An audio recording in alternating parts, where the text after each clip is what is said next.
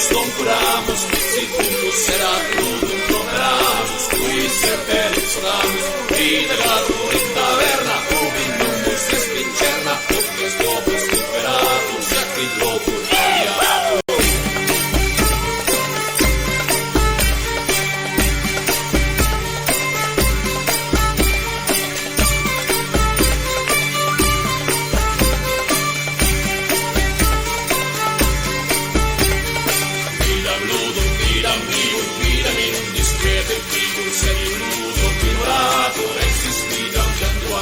Vidami diversti un dormiram sattisindo un dormimi nullus vive porter se prova minus sorprenda.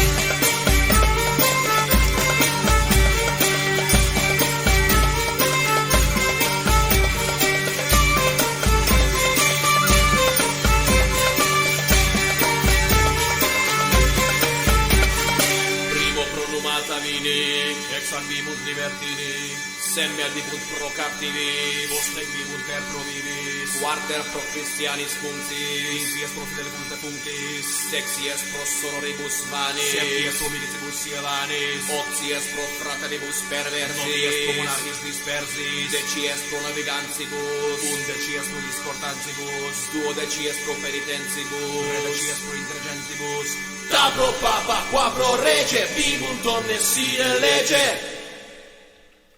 Vivi terra, vivi teros, vivi files, vivi plerus, vivi ille, vivi illa, vivi servus, tu agilla, vivi velos, vivi tiger, vivi lagus, vivi tiger, vivi costas, vivi vagus, vivi cruzes, vivi vagus, vivi tomes, etegos, vivi exum etegos, vivi puer, vivi galus, vivi presum etegalus, vivi soror, vivi trader, vivi nanus, vivi mater, vivi ista, vivi fille, vivi centrum, vivi fille, carum duram sextum mante, ubi ipsi immoderate, vivi omnes sine meta, quantis vivi euteleta, siglos nudus omnes gentes, epsi perimus, et gentes minus nudus profudantur, et pollistis hospitantur.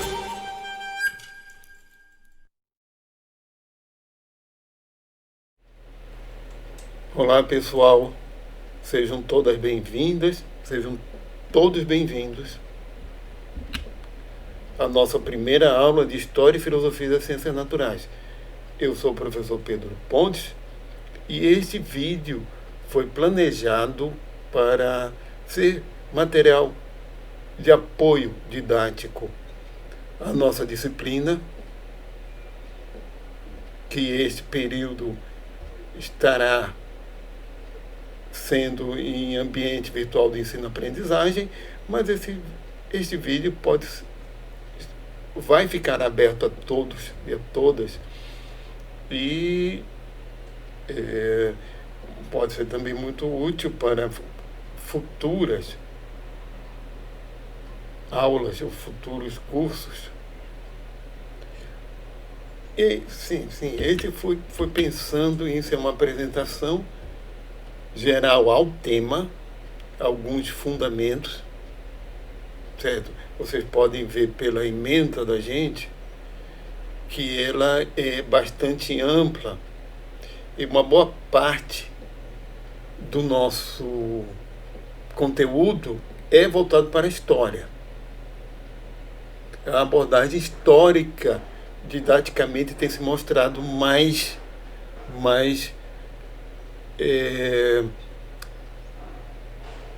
vantajosa, eu diria mais proveitosa, né, para a gente entender o que é a ciência e por que chegamos onde estamos, certo?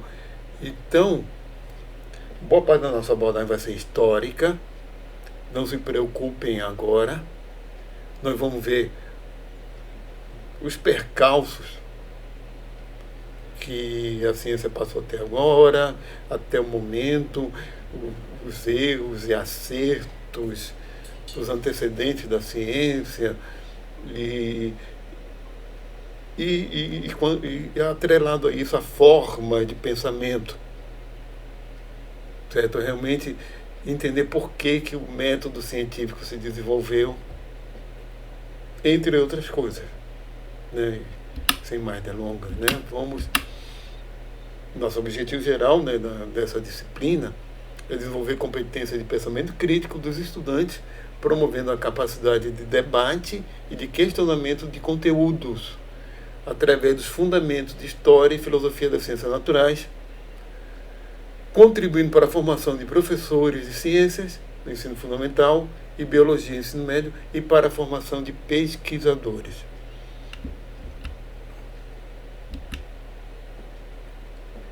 Esta ementa é da nossa disciplina optativa de Filosofia da Biologia. Aqui no canal tem os vídeos desse curso, do curso livre de Filosofia da Biologia, que vai se transformar na disciplina optativa.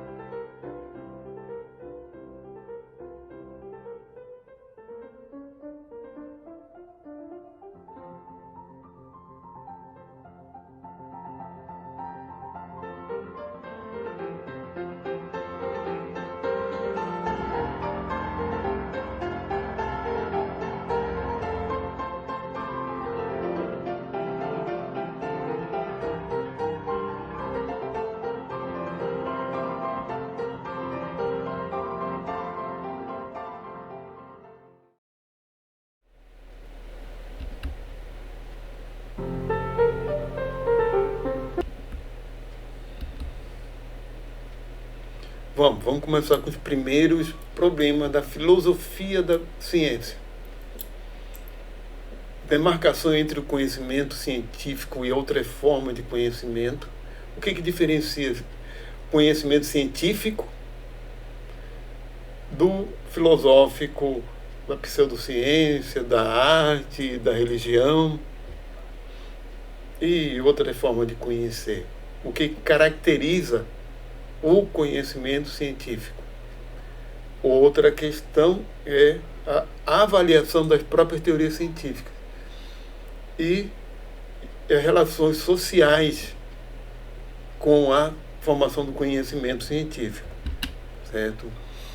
E também temos no começo do período que abordar, perdão, às vezes a gente se atrapalha, né? Especialmente quando está olhando para uma webcam e uma tela de computador. A gente tem que fazer uma abordagem, certo, sobre a formação do método científico, mas nossa disciplina, o nosso curso, não é de metodologia científica. Só vamos ver dentro da história da ciência o desenvolvimento desse método. Então, o que é indução, dedução, classificação e papel para a ciência? A modelização, formulação de hipóteses, leis de teoria, objetivo da unidade, que é formar critérios básicos da atividade crítica da ciência e da filosofia da ciência. Continuidade, né? Vamos lá. Voltando a falar naqueles principais, agora um pouquinho mais detalhadamente, problemas, temos a demarcação, como diferenciar a ciência de outras formas de conhecimento.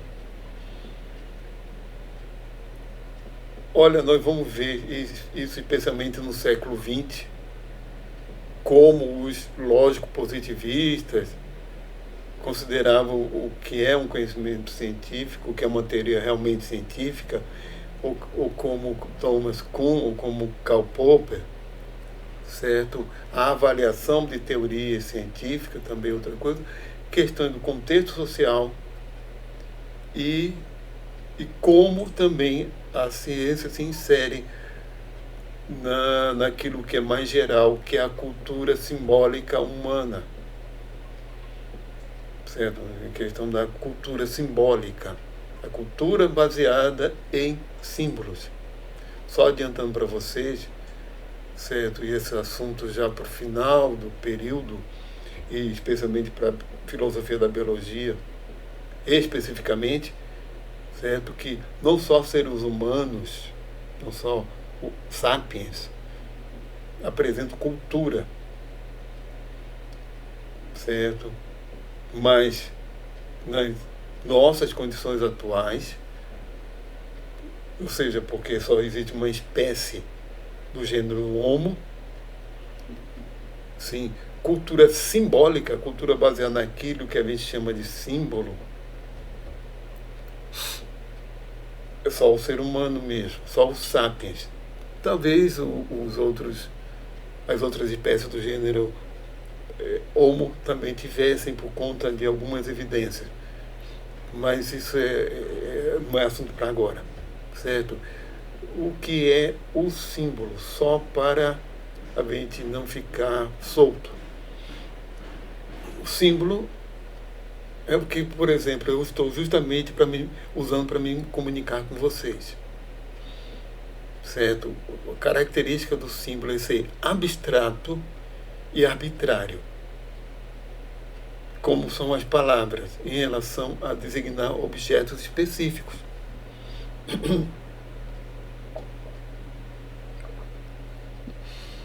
A palavra cão, por exemplo, é arbitrária em relação ao animal. A própria palavra animal, é algo arbitrário, que não há uma relação concreta e forma uma ideia abstrata a partir daí também. Então essa concepção abstrata, arbitrária, e que também permite, entre outras coisas, as línguas, certo? Isso é a base desse tipo de sistema de códigos, que não é único, certo? Porque existem códigos que não são arbitrários. Isso é outro assunto, como o código genético, digamos assim, que são códigos naturais, certo? Então faz parte do sistema de códigos, e a cultura baseada nesse sistema de códigos é a cultura simbólica. Então toda a cultura humana, no final das contas, é baseada numa cultura simbólica, mas ela não é só simbólica, isso é outra discussão. Mas a ciência é parte dessa cultura simbólica, faz parte da cultura simbólica, né? Então o que diferencia o conhecimento científico de outro? Então, dando continuidade aqui, a questão dos métodos, a indução, dedução, classificação, modelização, formulação de hipóteses e leis e teorias. Isso vai ser visto ao longo do nosso curso. Eu só vou adiantar um pouquinho aqui para vocês.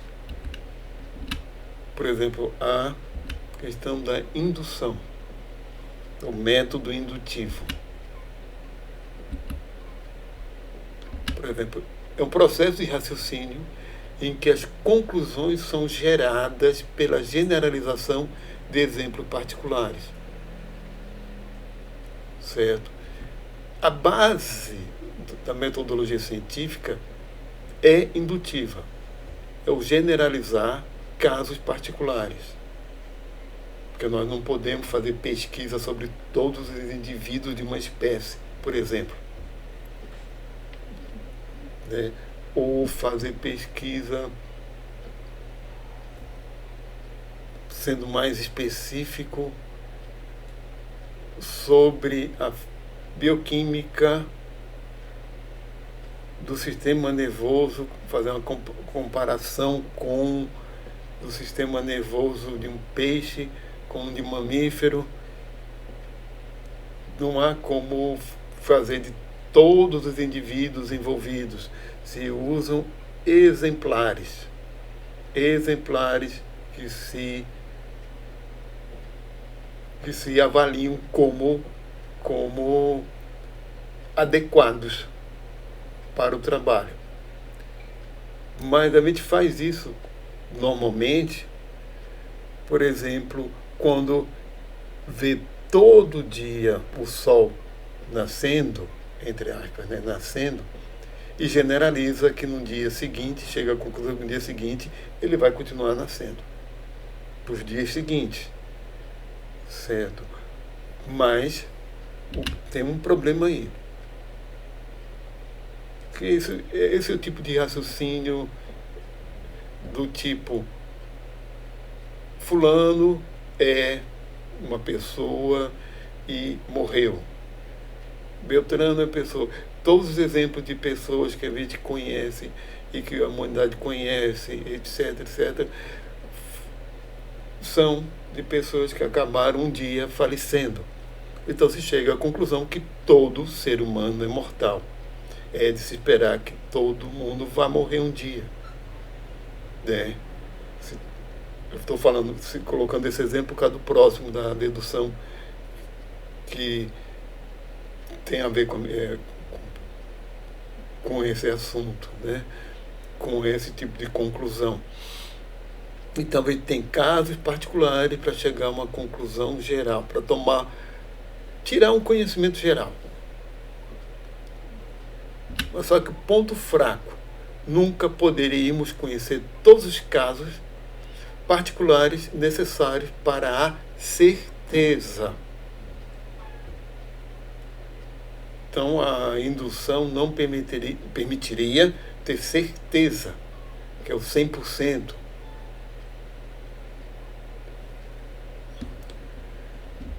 E no caso da dedução, que é o processo de raciocínio em que as conclusões são geradas para particulares a partir de conhecimento geral prévio, certo? E é a base das ciências formais, é a base, por exemplo, da matemática, certo?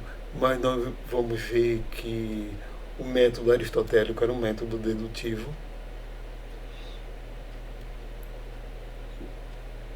e que não era um método da própria filosofia natural de Aristóteles, era um método dedutivo e que não funcionou, ou não funciona. Por que não funciona no estudo da natureza o método dedutivo? Olha, vamos citar primeiro esse conhecimento geral prévio para se tirar uma conclusão particular. Ao invés de ter do geral para particular, tem uma premissa, que é o conhecimento geral, tem o termo médio, que é o particular, e se tira a conclusão sobre ele. Premissa, por exemplo: todo ser humano é mortal. Termo médio: João é um ser humano. Conclusão: logo, João é mortal, porque João está dentro desse grupo, conjunto de seres humanos. E uma das características desse conjunto é serem mortais. Ele, como é parte desse grupo, desse conjunto, ele será mortal também, como todos os outros, porque é uma característica de todos eles. Agora, é lógico que esse exemplo é extremamente simples, mas o raciocínio dedutivo é dessa forma. Então, o grande ponto fraco justamente é que o conhecimento geral prévio tem que ser verdadeiro para que a conclusão seja verdadeira, ou para nós termos a certeza de que a conclusão é verdadeira. Olha, vocês podem pensar, por exemplo, esse tipo de conhecimento geral prévio pode descambar para o preconceito. Por exemplo, um exemplo seria o preconceito. Conhecimento geral prévio sem ter certeza é o generalizar. Dizer que tudo que é daquele grupo é desse jeito. Certo? Essas generalizações realmente são ótimas, funcionam muito bem na matemática, porque a premissa geral, que é o conhecimento geral prévio, se dá pelos axiomas. E os axiomas têm caráter abstrato.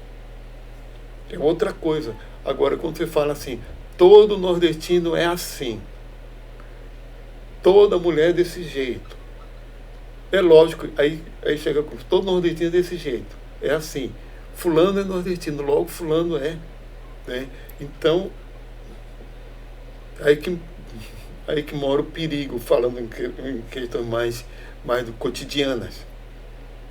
Essas generalizações, muitas vezes elas ocorrem sem que haja realmente sem que haja motivo para ela ocorrer mesmo, certo? Isso está na raiz de todos os preconceitos. Agora, tanto o método indutivo quanto o dedutivo são usados pela ciência. São formas de raciocínio que tem seu lugar, e fora outros. Eu estou colocando só esses dois. Fora outras formas, né? Então vamos. A questão agora é da classificação.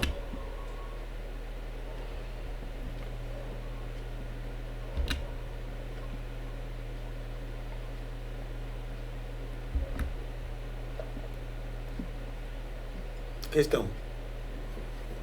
A classificação é problema metodológico, epistemológico ou ontológico. O que quer dizer isso? É a questão, a natureza pode ser classificada ou é coisa arbitrária do ser humano, da ciência? Nós que somos da área biológica sabemos que o quanto é usado a classificação por conta da complexidade do mundo biológico, da grande variedade. Inclusive, só para vocês terem uma ideia, existem 25 conceitos diferentes, pelo menos, de acordo com o autor que eu li recentemente, existem 25 critérios diferentes de se estabelecer o que é uma espécie, o conceito de espécie. Não é tão simples quanto parece estabelecer o que é uma espécie. E, inclusive, quando se parte para plantas, bactérias, fungos, é que a coisa fica mais complicada. Certo? É que a coisa fica mais complicada. Então, é a questão de método. Quando se colocar metodológica, é a questão do método. A classificação é só uma ferramenta de trabalho para a gente lidar melhor com a natureza. É uma ferramenta de conhecimento. A natureza não tem classificação, mas a gente classifica para poder lidar com ela. Ou é ontológica, realmente existe possibilidade de critérios objetivos reais para classificar a natureza. Certo? Vamos dar continuidade, né? Isso a gente vai se aprofundar ao longo do curso. Essa imagem aqui não é à toa que eu coloquei, é um modelo gerado por computador. Aqui está fixa a imagem, foi uma captura. Essa imagem foi capturada, mas no aplicativo do computador ele é 3D, ele pode girar, pode dar zoom, etc. É um modelo de uma enzima, de uma proteína, que é a aspartato transaminase, certo? Que aqui está cadê meu mouse? Está aqui. Que aqui ele tem a cadeia de aminoácidos, etc. Isso aqui é uma forma de representação desse modelo, uma forma de representação tirando a cor, é lógico, que a cor é uma convenção. Aqui vermelho seria oxigênio, aqui nós temos nesse tom de azul, mais para o roxo, mais para o anil, nitrogênio, cinza, carbono e hidrogênio branco, pelas convenções da química, certo? E aqui eles estão com a superfície desenhada, certo? Isso aqui é uma aspartato transaminase. Isso é um modelo. Afinal das contas, o que é um modelo científico?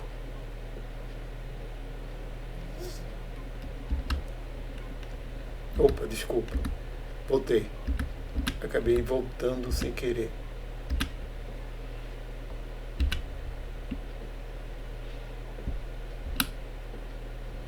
Do mesmo jeito, a gente pode fazer a mesma pergunta. É uma questão só de método para se lidar com o conhecimento, como é um mapa em relação a uma cidade, é uma ferramenta, é epistemológico, ou seja, é só uma questão de lidar também com a natureza, mas num nível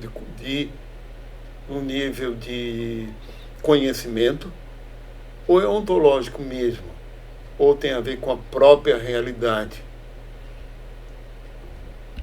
Mário Bunge, certo, um físico e filósofo da ciência argentino, eu creio que ele soluciona e coloca isso de uma forma muito boa. Não é à toa também que eu coloquei essa simulação, essa imagem que é de uma simulação de computador, que os modelos científicos não são representações comuns da natureza, não são representações de fenômenos. Eles não são os próprios fenômenos, mas não são meras representações. Eles são simulações dos fenômenos. Então, um modelo, por exemplo, um modelo atômico, é uma simulação do átomo. Não é o átomo, mas ele é uma ferramenta poderosíssima porque ele tem características que conseguem simular o átomo. Então, um bom modelo científico é aquele que consegue simular o que ele está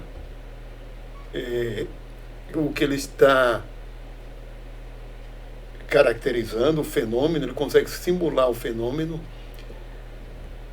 e, por isso, nós podemos substituir o fenômeno pela simulação. Eu gosto de usar a analogia do mapa, mas o modelo é uma coisa maior do que um mapa. O mapa está mais para uma representação, enquanto o modelo é uma simulação. O modelo científico é uma simulação da realidade, é uma simulação do fenômeno. Não necessariamente, tem que ser lembre-se que não é necessariamente de computador, certo? Pode ser uma simulação matemática, como é o modelo atômico. O modelo atômico da mecânica quântica ondulatória, dos anos de 1920 e 30 para cá, é um modelo matemático. Inicialmente é um modelo matemático. Você pode colocar a partir das equações e fazer simulação de computador, certo? Mas a gente não está lidando com o átomo, e sim com uma simulação dele. Agora, como se chega a essa simulação foi lidando com fenômenos, com evidências de experimentais, etc., de observação empírica, né, sobre o que é o átomo. Foi uma construção extremamente longa, né, do que seja o átomo. Mas vamos dando continuidade. A questão da hipótese. Então, a gente diferenciar bem que a hipótese do que é leis científicas, leis naturais, vou voltar aqui para a hipótese. O meu professor de filosofia no ensino médio, que é Augusto Burgli, que eu nunca mais me esqueci de muita coisa que ele disse. Eu fiz meu ensino médio de 1979 a 81, 79, 80 e 1981. Entrei na graduação em 1982. Bacharelado em Ciências Biológicas. E ele dizia, né? Sabe qual é a definição de hipótese do Matuto? Hipótese é aquilo que não é, mas a gente finge que é para ver como seria se fosse. Então ele faz um monte de trocadilhos com o verbo ser, mas a hipótese tem muito a ver com isso, com o questionamento. E se? E se a coisa for diferente do que a gente está pensando? E se não for verdade o que a gente acredita? E se for diferente? Vamos ver. Se for diferente, então tem que... Hipótese é uma explicação provisória. Se procura explicação, se procura testar. Hipótese não tem nada de definitivo. Como numa investigação criminal. Se tem hipótese para os motivos de um crime, se tem hipóteses dos suspeitos, de quem seriam os suspeitos, mas não é nada definitivo. Certo? Quando a gente tem hipóteses devidamente verificadas, corroboradas, evitando a palavra comprovada, vamos evitando essa palavra comprovada, porque ele é muito associado ao positivismo. No final das contas, em coisas concretas a gente não comprova nada, a gente corrobora, a gente verifica, mas comprovar, essa palavra é um pouquinho forte. Eu acho que com o tempo vocês vão entender por quê. Se você já tem relações, hipóteses devidamente verificadas, corroboradas, vocês podem elaborar as leis científicas, leis da natureza. Também é uma discussão aí o que significa lei científica ou lei da natureza.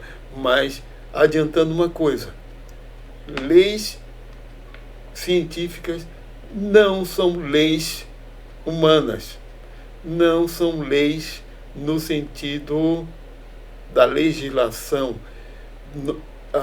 Inicialmente, sim. Quando a ciência surgiu, se tinha esse caráter de algo de muito ligado, por isso receberam esse nome de leis da natureza. Mas leis, por exemplo, a lei da gravitação universal de Newton, que ainda hoje a gente pode aplicar naquelas condições, né? Naquelas condições, porque no sentido astrofísico, em distâncias muito grandes, tempos, né, de anos-luz, aí tem que ser a relatividade de Einstein. Mas reduzindo em condições de baixa velocidade, a lei de Newton se aplica perfeitamente, certo? E a gravitação universal diz o quê? Até matéria atrai matéria na razão direta das massas e no inverso do quadrado da distância. Nós temos relações entre variáveis, entre grandezas ou entre variáveis que permitem fazer previsões, certo? Permitem fazer previsões, certo? As leis são essas relações que são estabelecidas a partir das hipóteses que foram verificadas. Leis científicas não são teorias. Elas são a base das teorias, certo? Base das teorias científicas. Então vamos ver exemplos de leis, porque as leis não são explicações. Quando Newton coloca que a matéria atrai matéria na razão direta das massas, então quanto maior as massas, maior a atração. E essa atração diminui ao quadrado, né, isso é o inverso da distância. Ao quadrado, quanto maior a distância, ela vai ficando mais fraca. Ele está estabelecendo que há uma grandeza aí, que é essa atração entre corpos que aumenta com o aumento da massa e diminui com a distância. Ou seja, envolve massa e envolve distância, que resulta nessa atração. Agora, Newton não explica o que é essa atração e qual a origem. Então, a gente tem leis científicas, mas não tem uma teoria. A explicação são as teorias científicas. Quando nós temos a explicação, nós temos formulado uma teoria científica. Então, teoria não são meras teorias.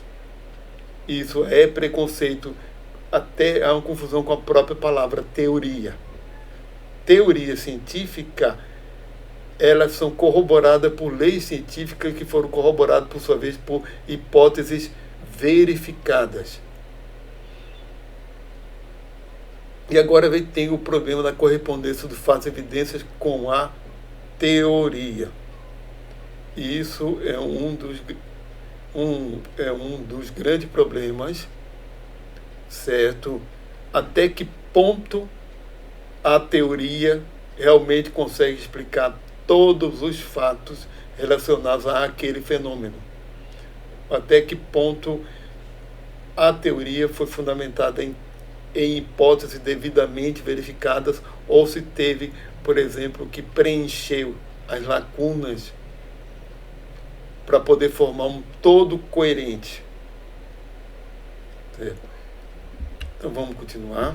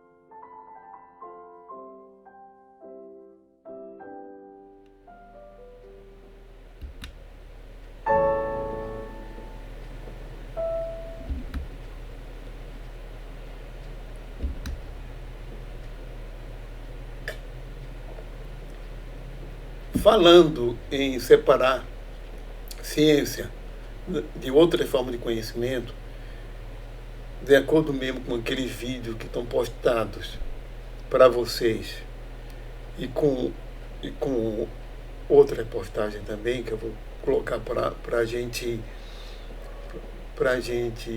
nos auxiliar, né? Melhor dizendo isso, que o nosso grande primeiro mito a ser derrubado a respeito da ciência é a dicotomia. Razão e emoção, ou nosso conhecimento é baseado na razão, ou é baseado na emoção, é método versus inspiração, ou é objetivo versus subjetivo. Isso não existe. Isso não existe. querer, por exemplo, dizer que a ciência é puramente racional, baseada em métodos e objetiva, é uma forma muito simplificadora da atividade científica, do mesmo jeito que falar que a arte é na emoção, inspiração e é só subjetiva também. A separação não é por aí. A arte e ciência são coisas, por exemplo, diferentes. Só citando o exemplo da arte. Né? Mas não é por aí que é a separação. Como falam naquele vídeo lá da Casa da Ciência, se você pergunta para uma pessoa comum para o que lhe vem à cabeça quando pensa em arte, a pessoa vai falar em emoção, em inspiração, loucura, etc. Como se a arte não tivesse método. E como tem. Como músico, ele não precisa aprender, né, a compor, a dominar aquela linguagem, nem que seja de forma intuitiva. É lógico que na nossa cultura, nossa tradição cultural, a arte se voltou, o senso estético, se voltou muito ao senso emocional. É muito voltado ao senso emocional. Mas, por exemplo, nós podemos falar de forma artística de um conteúdo científico. Agora, um conteúdo científico, ele tem que ter o respaldo, certo? Vai ter sempre o respaldo na natureza. Então, a diferença não é por aí. Isso vai ser... Eu não vou esgotar esse assunto por aqui agora, né? Então, vamos lá. Por exemplo, falando de ciência e arte, qual a diferença? Ciência e filosofia, ciência versus religião, pseudociência, ciência e cultura simbólica humana. Espera aí um momento. Eu quero ver uma coisa. Voltar. Tá. Só para adiantar para vocês, certo?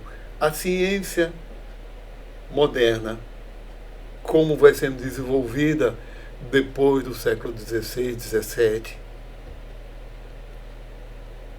ela foi desenvolvida a partir da filosofia da natureza, do querer se compreender a natureza, mas ganhou uma outra conotação também. Além de compreender a natureza, o que deu grande impulso a ela foi a necessidade do europeu, especialmente, em dominar a natureza, ou em controlar, ou melhorar as atividades, a produtividade econômica, etc.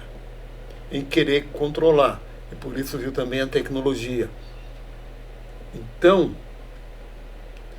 a gente pode resumir que a ciência tem por objetivo construir um discurso que seja validado pela natureza, que procura ser validado pela natureza. As formas de validação desse discurso a partir da natureza são várias. Existem várias formas de validação que fazem parte do método científico. E a arte não tem esse objetivo. A arte, a validação é dentro da própria arte. É da qualidade artística da obra, considerando o contexto que aquela obra foi feita para ser considerada arte. Certo? Enquanto que a filosofia, que é a base tanto da filosofia natural quanto da ciência moderna, nós vamos ver a aula que vem nos antecedentes, a filosofia é o conhecimento cujo objetivo é o questionamento racional. É o questionamento racional, certo? em várias áreas, considerando essa grande visão entre filosofia e ciência, e deixou de haver filosofia natural, e a filosofia ficou com a epistemologia, que é o estudo do próprio conhecimento, o que é conhecer, a ontologia, que é da natureza do ser, metafísica das causas primeiras, certo? Metodologia, que é o estudo do método, citando ética, outra área da filosofia, estética também. Então, o objetivo da filosofia é em cima do próprio conhecimento e das questões dos conceitos, certo? Desses conceitos racionais. Então, a filosofia realmente é toda baseada na racionalidade, certo? E ciência e pseudociência, no final das contas, o que é uma pseudociência? A gente pode falar de forma simples, por enquanto, que uma pseudociência é algo que se diz ciência, mas não tem condições de ser. No final das contas, por que a astronomia é ciência e a astrologia não é? Então, olha, só uma explicação realmente, só com o tempo a gente vê todos os critérios, né? Só com o tempo e a gente, realmente a história diz muito sobre isso, certo? E a ciência como se encaixa na cultura simbólica humana. Frisei aí a questão do humano, porque no final de contas, tudo que a gente está falando, arte, filosofia, religião, pseudociência, e a própria ciência moderna, certo? São fruto dessa cultura simbólica humana que é extremamente vasta, certo? Tem o objeto é extremamente vasta, certo? Vou colocar aqui mais adiante o seguinte: essa classificação das ciências, certo, como naturais, formais e sociais, eu acho uma classificação mais adequada, porque a gente tem as ciências naturais, aquelas ciências que estudam os fenômenos da natureza, seriam aqueles fenômenos que existiriam mesmo se a gente não existisse. As ciências formais, que são os processos lógicos, os processos de elaboração de conceitos, por exemplo, e nisso aí também está envolvido a lógica e várias formas de lógica, e principalmente a matemática, mas também a cibernética, certo? E a cibernética. Então, essencialmente, eu diria que as ciências formais não são aquelas ciências que, digamos assim, elas não são, acho que não estou sabendo me expressar bem agora, mas digamos assim, elas não são simplesmente as ciências do nosso pensamento, de como nós conseguimos pensar, mas de fato, muitos dos fenômenos descritos pela matemática têm associação com o que acontece na natureza. Também não pode dizer que são fenômenos que só existem na nossa cabeça. O fenômeno não. Digamos, a linguagem sim. Certo? A linguagem sim. Então, as ciências formais, elas estudam as relações que acontecem nos processos. Certo? E as ciências sociais, aí são aquelas ciências que digamos, são as ciências que estudam o fenômeno social humano. Aí sim, a gente pode dizer que as ciências sociais estudam algo que, se nós não existíssemos, elas não existiriam mesmo. Ou são fenômenos que não existiriam, perdão, seria melhor dizer assim. São fenômenos que não existiriam se nós não existíssemos. Digamos assim, uma outra espécie com um nível cognitivo já bem desenvolvido, com uma cultura simbólica também desenvolvida, ele pode elaborar uma sociologia também, digamos assim, mas seria uma sociologia do fenômeno daquela espécie. Nada garante que seriam exatamente os mesmos, as mesmas formas de se organizar socialmente, por exemplo. Estamos dando nossa continuidade. Aqui eu coloquei o seguinte, eu vou inverter, vou falar primeiro a questão da terceira pessoa. O que é conhecimento em terceira pessoa? Conhecimento em terceira pessoa é o conhecimento, por exemplo, da ciência. A ciência fala das coisas, fala dos processos. Então ela é um conhecimento em terceira pessoa. Em segunda pessoa é aquela forma de conhecimento que, por exemplo, que a gente está fazendo agora, a comunicação, troca de informações. Isso é em segunda pessoa. E em primeira pessoa é o conhecimento no nível subjetivo, não é nem individual. Se eu paro para pensar dentro aqui, né? Se eu paro para pensar dentro aqui da minha cabeça, é muita redundância. Se eu paro para pensar, tal coisa de tal jeito, eu estou expressando realmente um conhecimento em terceira pessoa, mas isso não deixa de ser um conhecimento em terceira pessoa, sendo expressa por pensamentos simbólicos em segunda pessoa, mas a experiência subjetiva é que é em primeira pessoa. A questão da experiência subjetiva. Por exemplo, a pessoa pode ter todo o conhecimento que ela adquiriu em segunda pessoa a partir de livros, do que os outros falaram por ela, o que é a queimadura, o que é se queimar, etc. Queimadura, pode ter todo o conhecimento da fisiologia, de como é que ela afeta no sistema nervoso e isso gera um tipo particular de dor, etc. Mas ela só sabe o que realmente é uma queimadura quando se queima. Quando realmente tem a experiência. É uma outra coisa.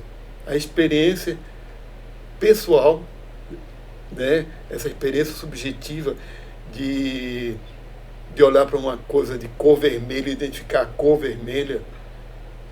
Isso que é chamado de qualia pelos filósofos, que é a base da nossa consciência.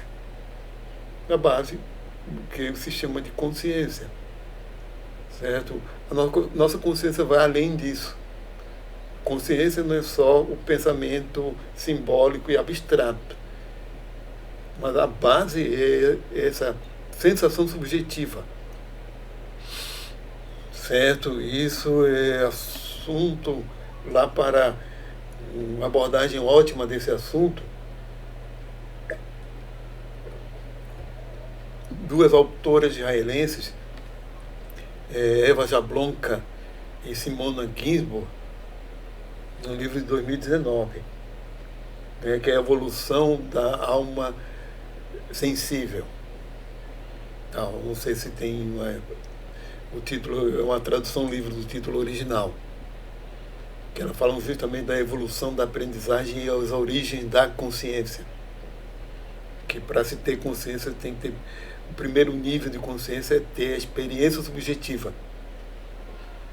Certo? É a experiência subjetiva. E provavelmente, de acordo com os critérios delas, todos os vertebrados têm, provavelmente muitos invertebrados também. Agora, com isso, a memória episódica, capacidade de comunicação e abstração simbólica, isso já está em outro nível, né? Tudo isso vai subindo o nível. Vamos lá. Para finalizar, é a questão agora geral sobre história. Certo? Temos três grandes abordagens, ou três grandes formas de se encarar os seres vivos, para finalizar, falando isso em termos mais biológicos, ao longo da história. Primeiro, do ponto de vista do mecanicismo, que nós vamos ver, que achava que considerava os seres vivos como máquinas. Foi até o século XVIII. Depois, o organicismo, que considerava como um conjunto em harmonia com as leis da natureza, que é do século XIX. E do século XX para cá, a perspectiva sistêmica, os seres vivos como sistemas abertos, que trocam matéria, energia e informação com o seu meio, do século XX para cá. Mas nós não somos máquinas, etc. O corpo não é máquina. Não no sentido mecanicista. Nós vamos ver isso. Organismo ainda ficou essa palavra, mas nós usamos a palavra organismo, mas ele está fora da mentalidade organicista que predominou no século XIX, que as leis da natureza faziam com que a natureza fosse um conjunto harmônico, e um organismo específico, representado por um corpo ou por uma célula, estava em harmonia com essas leis, certo? Harmonia não é o que acontece. Enquanto na perspectiva sistêmica, encarar como sistemas, todo sistema requer processos regulatórios e de controle, certo? Então, o resultado da nossa organização não é questão de harmonia das leis da natureza, e sim de que temos, desde a célula até o organismo como um todo, uma hierarquia organizacional em vários níveis, e que num nível mais global, por exemplo, tem um papel do sistema nervoso em controlar, nervoso, endócrino, imunológico para defender. E muitos temos dentro das células processos processo de regulação, temos processo de apoptose, por exemplo, morte celular programada, etc. Então não é uma questão de harmonia, é uma questão de controle, regulação, e subsistemas que fazem essa regulação, etc. Vamos lá. Terminando por aqui, vamos um pouquinho mais para cá, aqui nossa bibliografia básica de História e Filosofia das Ciências Naturais, né? É uma bibliografia sugerida, certo? Isso está no programa de vocês. Aqui é para o curso optativo, é uma bibliografia ampliada, é a mesma com alguns outros títulos, né? E isso aqui são nossos aplicativos auxiliares, né, de captura de vídeo, de som, de criação de animação, de transformar, fazer desenhos, e de edição de vídeo, né? Então, nossos créditos, certo? E muito obrigado a todas e a todos. Até a próxima aula.